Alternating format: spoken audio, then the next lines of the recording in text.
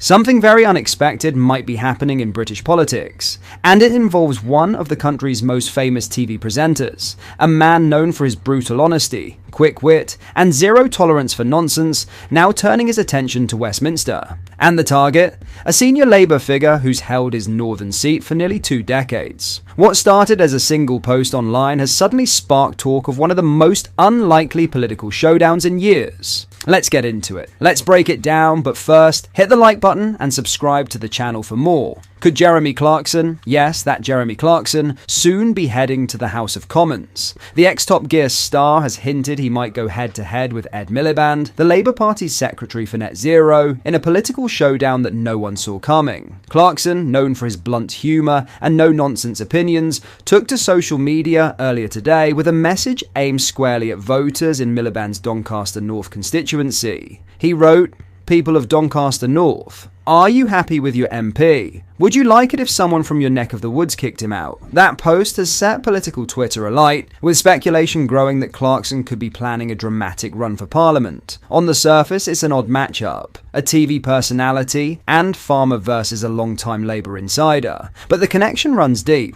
Jeremy Clarkson was born in Doncaster in 1960. This isn't just random provocation, it's personal. Meanwhile, Ed Miliband, born in London 9 years later, was parachuted into the Doncaster North seat back in 2005 after a career as a special advisor to Gordon Brown. That's 160 miles away from his actual roots, a fact Clarkson's supporters have been quick to highlight. For years, locals have accused Labour of taking the area for granted, and according to a recent YouGov poll, Miliband's grip on the seat is slipping. It predicts he could lose by 6 points to a Reform UK challenger. So, could Clarkson be the man to finish the job? Let's look at the clues. Clarkson's recent online activity suggests he's no fan of Reform UK or of Nigel Farage personally. In a post last week, he criticised Farage's economic plans, writing, "Nigel Farage rarely talks about the economy, and when he does, his numbers don't add up. He wants to cut taxes and increase spending by £150 billion, huh?" He added, "Before anyone can question his logic, he scuttles back to his safe space and starts raging about small boats." That doesn't sound like someone looking to wear a Reform rosette. Instead, his background and his friendships point more toward the Conservative camp. Clarkson is a known friend of former Prime Minister David Cameron and was even among the 2,000 guests invited to Margaret Thatcher's funeral in 2013. He's also met with current Tory leader Kemi Badenoch over farming and taxation issues. So if he does stand, it's far more likely he'd run as a Conservative candidate or possibly as an independent backed by disillusioned right-leaning voters. Interestingly, this isn't the first time Clarkson's name has been floated in Doncaster politics. Back in 2013, he tweeted that he was considering standing as an independent against Ed Miliband. That post went viral, retweeted over 1,000 times, including by former Deputy Prime Minister John Prescott, but Clarkson ultimately didn't go through with it. Miliband comfortably held his seat in 2015 with an 11,780 vote majority. But a decade later, things are very different. Public trust in career politicians is at an all-time low, and Clarkson's no-filter style could resonate with voters who've lost faith in both major parties. Politically, Clarkson has never fit neatly into one box. He's admitted to, usually voting Conservative, once flirted with supporting Keir Starmer in 2020, then later described Labour as a bunch of ideological nincompoops. It's classic Clarkson, unpredictable, outspoken, and impossible to pin down. But in an era when celebrity outsiders like Donald Trump and Volodymyr Zelensky have turned fame into political capital, could Clarkson really follow suit? For now, it's just speculation. But his message to Doncaster North voters sounded more like a campaign teaser than a joke. And if he does decide to go for it, it would pit one of Britain's most recognisable TV figures against one of Labour's most divisive and establishment names. A Clarkson versus Miliband battle could turn Doncaster North into one of the most watched political contests in Britain. So, what do you think? Would you like to see Jeremy Clarkson trade the tractor for a seat in Parliament? Or do you think this is just another headline-grabbing stunt? Let us know your thoughts below, and make sure to subscribe for more updates as this story develops. In other news, the White House has warned Sir Keir Starmer that Britain's failure to prosecute 2 suspected Chinese spies risks damaging the special relationship and could jeopardize intelligence sharing between London and Washington.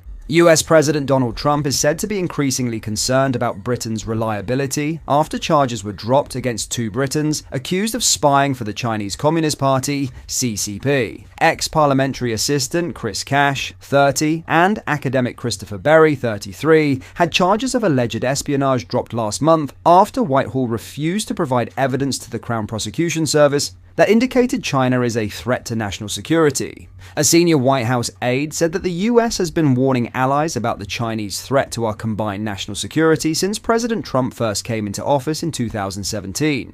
The Trump administration official continued, "The US government exercises extreme caution in sharing information with foreign governments subject to adversarial coercion and influence. We are especially careful in jurisdictions where our adversaries can act with impunity." Leading Republicans have also called for the prosecution of the two suspected spies to move forward. House of Representatives China Committee Chair John Moulinar said, "As a target of Chinese Communist Party espionage, it is my hope that the UK government will not allow this case to falter and will take the steps necessary to ensure a clear message is sent and proper justice is served." Mr. Cash and Mr. Berry were charged in April 2024, but saw their trial collapse days before it was due to start at Woolwich Crown Court. The collapse came just days after Sakir's national security advisor, Jonathan Powell, allegedly told Whitehall officials that China would not be labelled as an enemy during the proceedings, the Sunday Times reported. Under the Official Secrets Act 1911, the law requires that the person or entity benefiting from the leaked information is classified as an enemy. However, the Cabinet Office have heavily refuted the claim, with a spokesman saying, "This is completely false. There has been no material change provided by the government, nor were any of the witnesses limited in the sources upon which evidence could be based." The US have previously expressed concern over Chinese operations in Britain after Beijing unveiled plans to open a mega embassy in the heart of London. The £255 million site at Royal Mint Court sits strategically between the City of London and Canary Wharf, adjacent to three significant data centres, raising alarm about potential surveillance capabilities. In May, a senior White House official said, "The United States is deeply concerned about providing China with potential access to the sensitive communications of one of our closest allies." Chinese President Xi Jinping has personally advocated for the project, whilst former Chinese Foreign Minister Wang Yi reportedly discussed the matter with Foreign Secretary David Lammy during his London visit in January. Conservative Party leader Kemi Badenoch accused the government of deliberately collapsing the China spy case and covering it up. Ms. Badenoch said, "This weak Prime Minister is so desperate to appease China that he is happy to undermine our position on the global stage and damage our national security." Ex-MI6 Chief Sir Richard Dearlove raised concerns of Mr. Powell's suitability for his role as Britain's national security advisor, saying, "If Powell's views are such that we are equivocal about China's activities strategically, for me that does raise a question about his suitability for the post." And Mr. Powell is due to face questions from senior parliamentarians at a joint committee hearing in the coming weeks. What are your thoughts on what we discussed in today's video? Let me know down in the comment section below. If you have not yet already, make sure you do drop a like on this video and subscribe to the channel for more British content. Thank you, take care, goodbye.